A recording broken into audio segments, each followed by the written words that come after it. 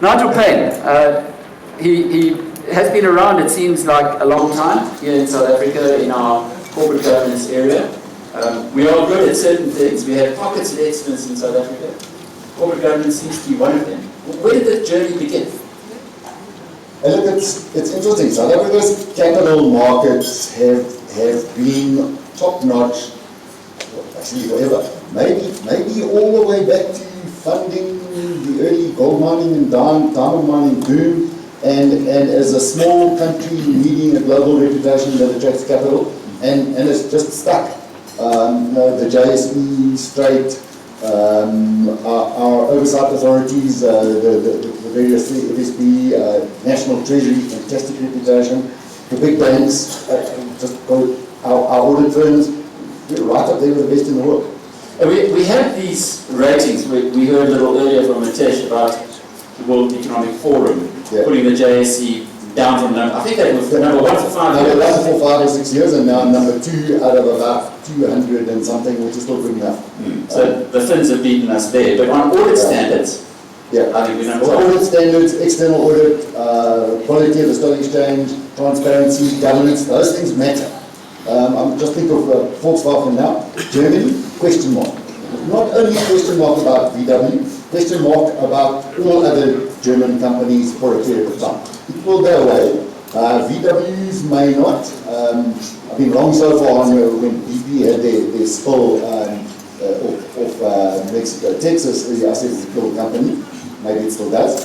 VW may not survive this. So you've got one reputation, and if you blow it, it's gone. It's like mountain biking. You go uphill very slowly, improving. Downhill is over in a flash. VW may not survive. Yeah, I think VW may not survive. As a separate listed company that may get taken out by somebody else, the actual fact, VW employs 600,000 people in Germany. And you think, well, their reputational thing, cheating on emissions, it costs 600,000 jobs. Or a company that's a big part of the economy, it's an iconic brand. It's not perhaps the best German brand, but it will affect all other things in Germany. We have one mess in South Africa, and it hurts everything else. Could the audit committee have played that one, as we are digressing a little from the focus, but could they have played that differently? So I strongly believe in a separation between the risk committee and the audit committee, but with good cross-pollination. And that one's more in the turf of the risk committee. It should have been played better. Just back to South Africa's governance, the German governance model where everyone is conflicted and no one's able to do a proper job, and has been considered and touted as maybe we should go that way in South Africa. I have always strongly said no. So here's another example, but it's not only VW. There are many other German companies. Siemens, one of the most corrupt companies in the world over a 15-year period. The last 5 years they've worked very hard on it, and of course Hitachi has come and stolen that honor from him. Hitachi is a very sore point for us South Africans, Nigel. We should be steering away from it. Well, a couple of years ago I got a letter from Hitachi saying if you make statements like that again, we'll sue you. They still haven't, but they welcome it. So I don't think that's going to be happening. Let's get on to the changes in the audit committee, oversight. I've served on the boards of a couple of listed companies, not on the audit committees, but attended audit committee meetings, at which the level of knowledge was not always great. In fact, sometimes people arrived there and then opened the pack when the audit committee began. What happens when you're the chairman of an audit committee and you have an errant member who does that? It's still an issue, but I'm going to say with confidence, not on any of the audit committees I'm involved with, define your expectations up front. People must understand audit committee is about preparation. My view, the chairman's time commitment on an audit committee is at least 3 times as much as that of a member, and a member's time commitment 3 times as much is spent in preparation, rolling across a year, as is spent in meeting time. Define that up front. This is what we expect. New members, the chairman should be talking to the new member before their first audit committee meeting, after the first one, after the second one. What we do at Mr. Price, every new board member, and therefore also a committee member, gets, we don't use the term mentor, but just someone to talk to, allocated a relationship, independent non-executive director. They'll talk to you before your first meeting, in preparing for that meeting, not to try and influence your thinking, but just answer questions, greater depth. How long does it take to get up to speed and understand an organization as a non-exec? 3 years. Doesn't matter how hard you work, you don't know how much you don't know. What was this industry like last time it went through tough times? You don't know until you go through tough times. So to have someone you can talk to who accepts and understands that responsibility and then defines your expectations. As the chairman of an audit committee, I'll be very quick to talk to members who I think were underprepared and who aren't making a contribution. Yeah, I've got a one-strike rule. Next time you're out. Or next time I'm out. It's fine. Shareholders can decide. Have you ever fired anyone? No, but some people have chosen, just acknowledge that I'm too busy for this role, I shouldn't have accepted it. That happens, fine, move on. What skill set do you need to be an efficient or a competent audit committee member? The obvious bits are the accounting and finance stuff, particularly IFRS, which moves rapidly, maybe even too rapidly. So there's that whole piece, commitment, courage. Courage not often, but when you need it in big supply. Who should your role model be? Tuli Madansela.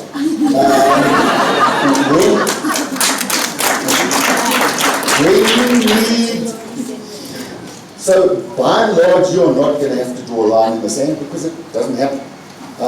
But if you ever need to, then best you have enough courage to do it. I mean, the reports back to VW, there are reports now that there were a number of attempts by people in the organization to put a stop to that emissions, cheating, etc.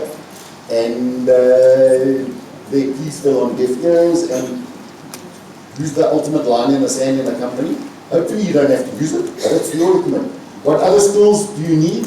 Skill that isn't spoken about, but I think you need in big volumes. You need to be able to read people. The CEO, what's the CEO's style? Are they transparent?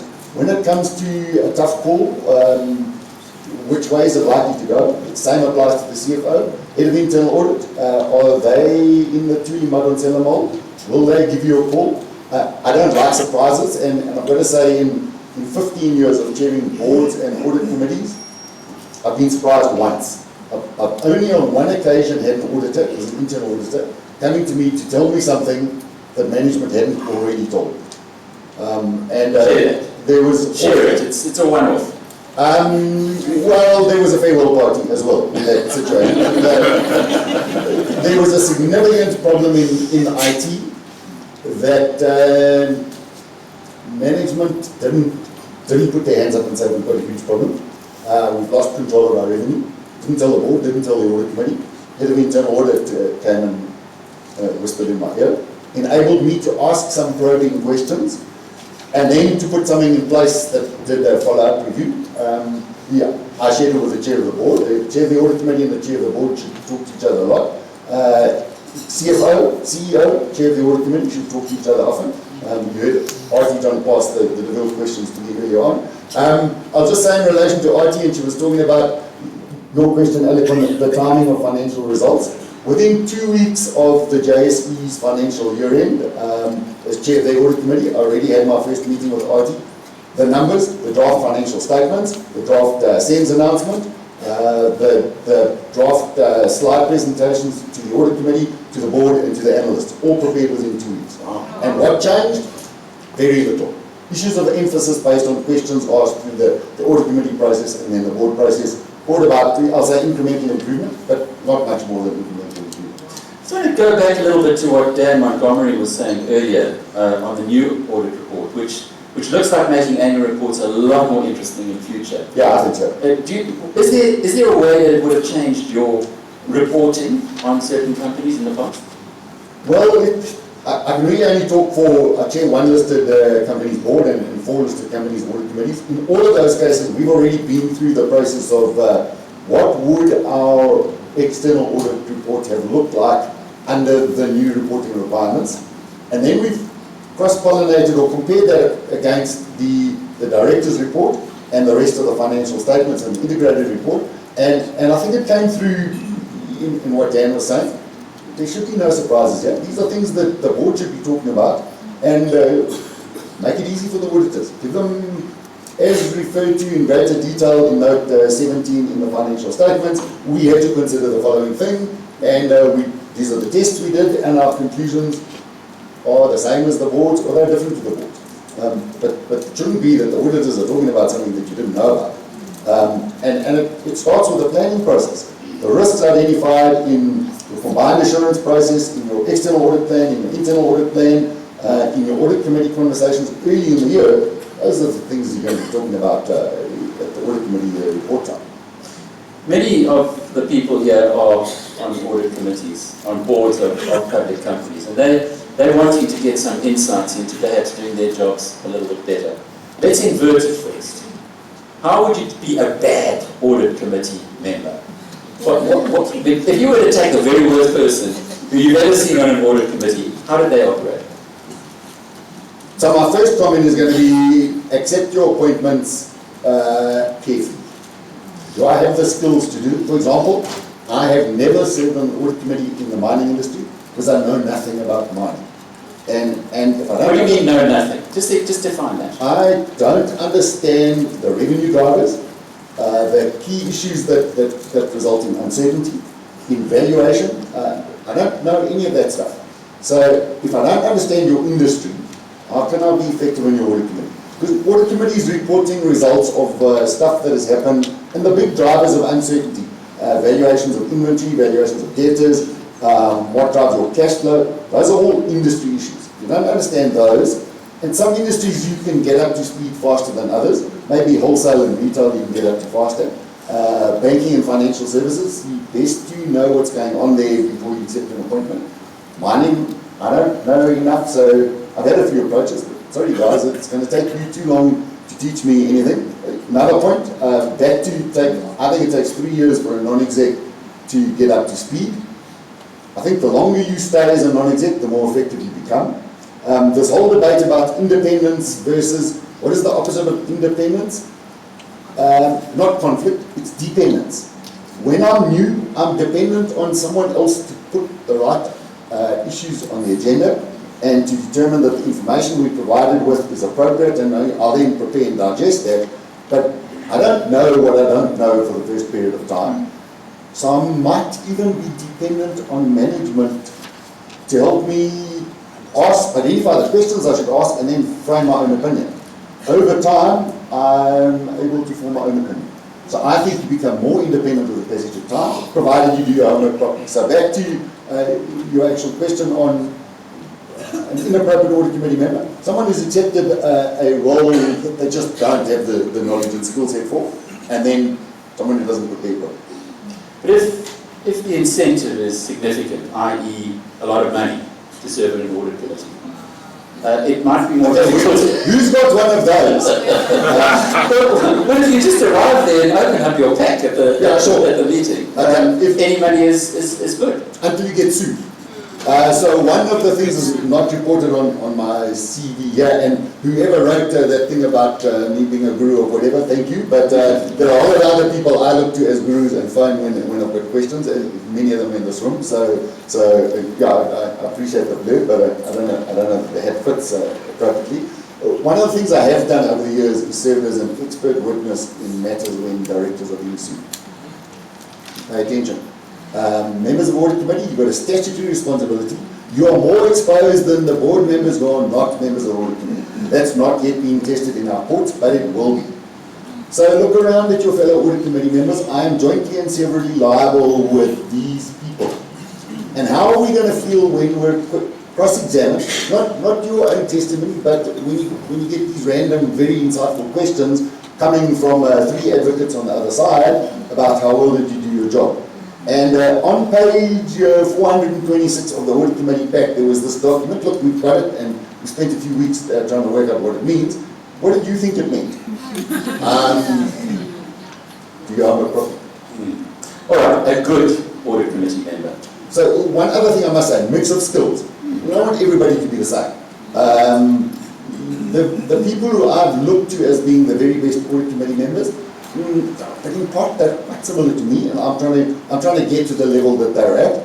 The people who I think add the most value are people who think differently to me, because they've got different experiences to me. So they sometimes put puzzle pieces on the table that I didn't see. So it is definitely a team. Good members, diligent, prepare properly. I think every member should try and behave as though you were the chair of the audit committee. What items do I want on this agenda? And put your hand up early. I think we need to talk about whatever the issue might be.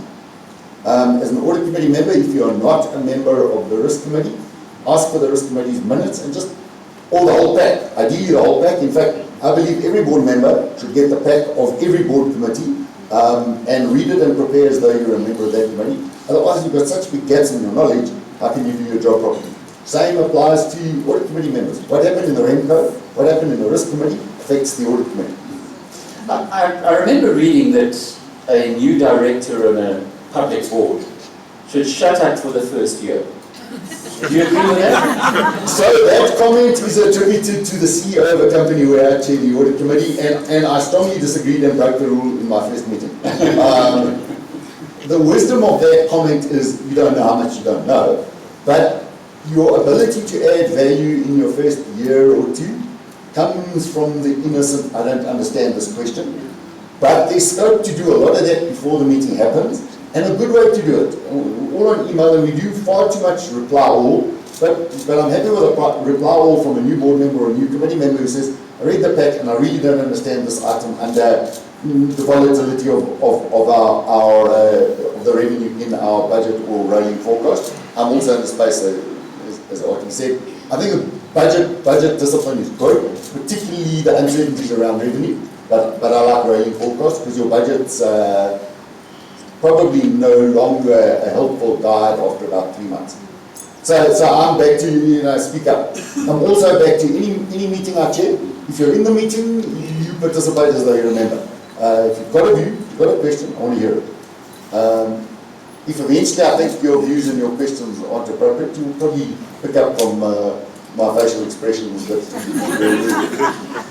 Or I'll just say openly, yeah, okay, got it. If there's time in the general, I'll come back to it. How do you, let's take Mr. Price, where you chair the board. Yeah. How do you prepare for a board meeting there, different to the way that you would prepare to Bidvest, where you chair the audit committee? Or would you read the documents of all the committees on both companies? So, at Mr. Price, every board member gets the documents of every committee. Every board member is invited to attend the meetings of every committee, and often does. In fact, we found our risk committee, the whole board was attending the risk committee for more than a year. So eventually we just said, we're going to close our risk committee, we're going to make it an agenda item of the board, we'll extend the length, we'll add 2 hours to the board committee meeting time, we'll have a lunch break in between.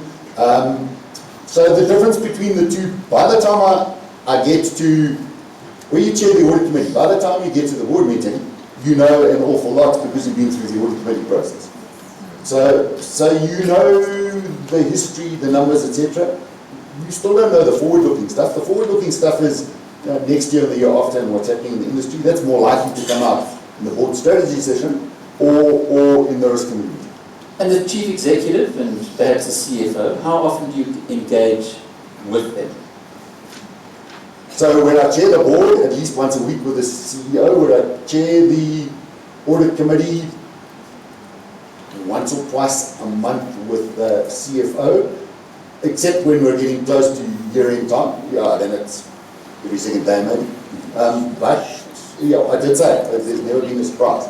So we're bouncing the issues off. Same with the external auditors. When you're getting into the crunch, phone me. What's your view on this? Yeah, got it. Or I want to meet, I want to have a chat, etc. We spoke a little bit earlier about the skills and the skill set that's required. There we go. Very quickly, how many of the guys who serve on your committees are chartered accountants? Or is it almost a default at a main board that, oh, you're a CA, you can go on to the audit committee? That's largely default mode. Non-CAs can add value, depending on the industry. So there's some industries where legal skills can help, but they're out of their depth most of the time. And that's not an ugly thing to say. There are aspects of the board's agenda where the accountants may be out of our depth. Audit committees are about stuff that you use it, the language of business.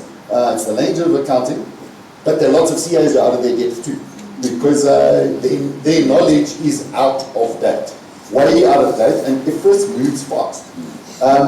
You don't have to be an IFRS guru to serve on the audit committee, but you do need to understand the questions that need to be asked, and the key areas we're moving into. And even in the last few years, financial results used to be about the income statement, and the balance sheet was a snapshot at a point in time that was less relevant.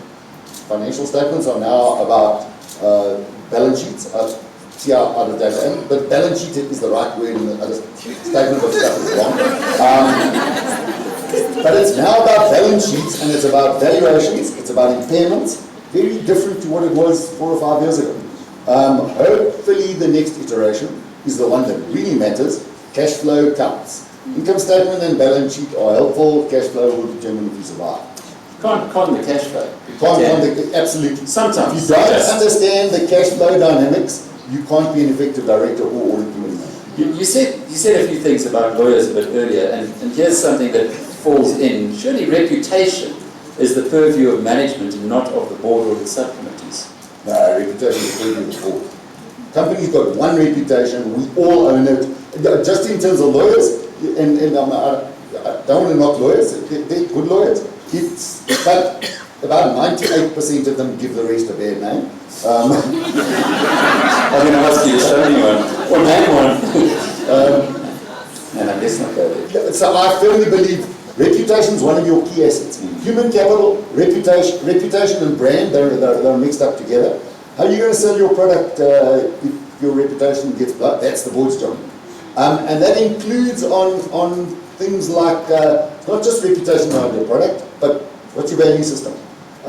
We had a lovely incident, and I'm going to name the company, the Mr. Price Group, where one of our payments clerks, creditors clerks, went to the FD, who, it would sound nice if she'd never met him before, but I think that is the truth, and said, Mr. Blair, this invoice from one of the suppliers, and there's sort of out-of-pocket expenses for, and it was a supplier for one of our businesses not in South Africa. And this extra thing that's been added it was basically a line item that said X% to cover incidentals and out-of-pocket expenses, and doesn't look right. Mark looked at it, this definitely doesn't look right. Phoned the CEO of the company in question and said, what's this? And and not only do we not pay that account, we no longer do business with it. You're not going to pay bribes on our behalf and then claim it back as incidental expenses on. Whether paying bribes, we don't know what they were, but it looks like a rat and smells like a rat, and eats little mini kernels.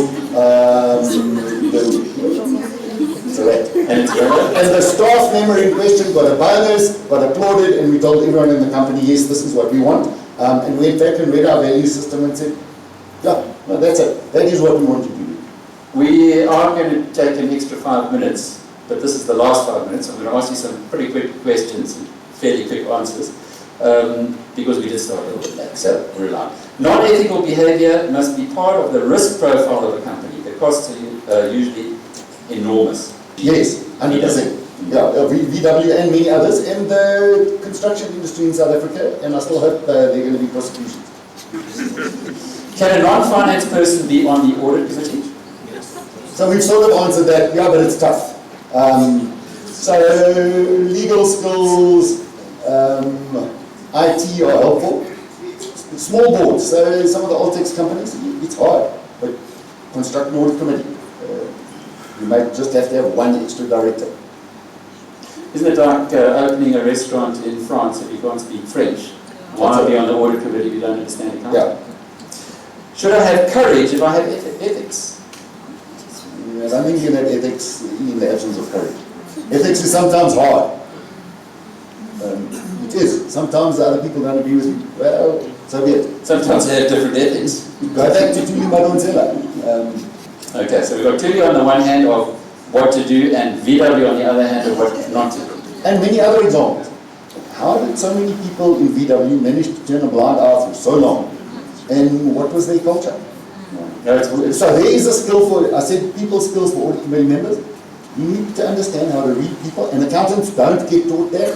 And actually, the reason why we become accountants is we're not hot on that stuff. If we had people skills, we would be selling stuff and making lots of money. So the accountants who can sell stuff sell time, and the external auditors, and they do make lots of money. Yeah, judge very quickly. What does transparency mean in this organisation? Do you truly believe the audit committee should be trusted just by finance and audit skills? What about diversity? Yeah, but you can't. I sort of answered that question. Okay. We've tried, but to be fair, the people are out of their depth. How do you ensure that the right risks are identified and addressed? Got to be a specific agenda item. Plan your audit committee meetings for the year, and one of them you need to spend a lot of time looking at that. And here I'm assuming there's an audit committee and there's a separate risk committee. If you've got a combined audit and risk committee, plan 2 full agendas, one for each, and then work out how to integrate those over the year. But unless you put enormous effort into it, and a combined audit committee and a risk committee is going to do one job well and one job bad. If you are a combined committee, you need a much broader skill set than a traditional audit committee. You need industry expertise, IT, all the other stuff. Make a separate committee for those people who are risk. If we are number 1 in corporate governance, why is foreign direct investment in our country so low? Pass? No, let me take that on. For a small country like South Africa, with a lot of things going against us, foreign direct investment in South Africa is very high. Don't look at the percentage foreign ownership. So, I mean, and is buying shares in a listed company, it's direct enough for me.